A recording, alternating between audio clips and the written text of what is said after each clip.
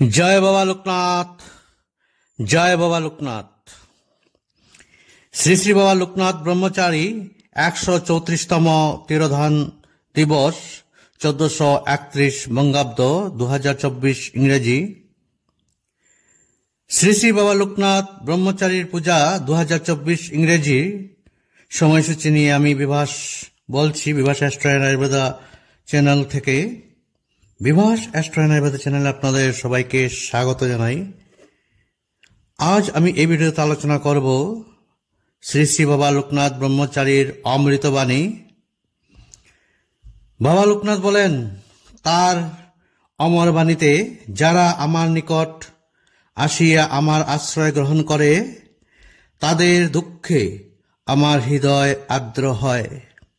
জয় বাবা লোকনাথ, জয় বাবা লোকনাথ। বাবা বলেন, এই আর্দ্রতাই আমার দয়া, ইহাই আমার শক্তি, যা তাদের উপর প্রসারিত হয় এবং তাদের দুঃখ দূর হয়। বাবা বলেন, সত্যের মতো পবিত্র আর কিছুই নেই। সত্যই স্বর্গগমনের একমাত্র সোপান স্বরূপ, সন্দেহ নেই। বাবা বলেন, অন্ধকার ঘরে থাকিলে তোকে যদি কেহ জিজ্ঞেস করে তুই কে, তুই তখন বলিস আমি। আমাকে যদি কেহ জিজ্ঞাসা করে, আমিও বলি আমি। তার অর্থ হল, নামে নামে এত মিত্রতা হয়, আর অমিতে অমিতে কি কখনো মিত্রতা হতে পারে না? বাবা বলেন, গর্ব করিবি কিন্তু আম্মক হবি না, ক্রোধ করবি কিন্তু কুদণ্ড হবি না। বাবা আরো বলেন, যে ব্যক্তি সকলের সুহৃদ আর যিনি কায়াকানম বাক্যে সকলের কল্যাণ সাধন করেন, তিনি যথার্থ জ্ঞানী। জয় বাবা লোকনাথ, জয় বাবা লোকনাথ। বাবা বলেন, অর্থ উপার্জন করা, তা রক্ষা করা আর তা ব্যয় করার সময় দুঃখ ভোগ করতে হয়।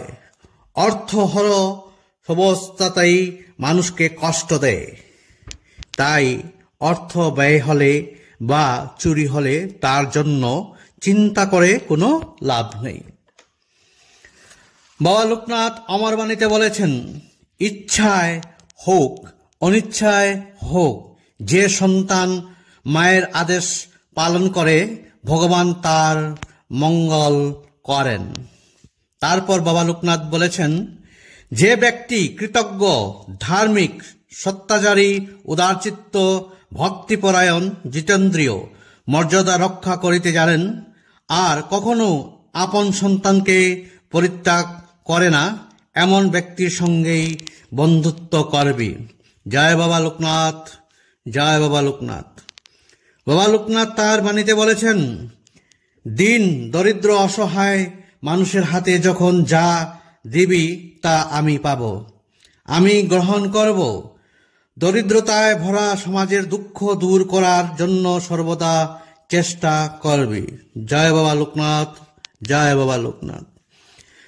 বাবা লোকনাথ বলেছেন, অন্ধ সমাজ চোখ থাকতেও অন্ধের মতো চলছে। জয় বাবা লোকনাথ, জয় বাবা লোকনাথ, বাবার জয়। বাবা বলেন, এই বিরাট সৃষ্টির মধ্যে এমন কিছু নেই যাকে অপেক্ষা করা চলে বা ছোট ভাবা যায়। প্রতিটি সৃষ্টি বস্তু বা প্রাণী নিজ নিজ স্থলে সমহিমায় মহিমান্বিত হয়ে আছে, তা তোরা জেনে নিস। তারপর বলেছেন, যা মনে আসে তাই করবি, কিন্তু বিচার করবি। বাবা লোকনাথ বলেছেন, সচেতন হতে হবে। অচেতনায় জীবনের ধর্ম হয়ে দাঁড়িয়েছে। নিরন্তর অভ্যাস এবং চেষ্টার ফলে তাকে সচেতনতায় রূপান্তরিত করতে হবে। জয় বাবা লোকনাথ, জয় বাবা লোকনাথ। বাবা আলো বলেন, কাম ক্রোধ সব রিপুই অবচেতন মনের স্তরে স্তরে সুপ্ত অবস্থায় রয়েছে। সুযোগ পেলেই তার প্রকাশ হয়। কারণ মানুষ তাদের অস্তিত্ব সম্বন্ধে সচেতন হয়। অচেতন মন রিপুদের অবাধ ক্রিয়াক্ষেত্র। জয় বাবা লোকনাথ, জয় বাবা লোকনাথ। বাবা তার অমৃতবাণীতে বলেছেন, মন যা বলে শুন, কিন্তু আত্মবিচার ছেড়ো না। কারণ মনের মতো প্রতারক আর কেউ নেই।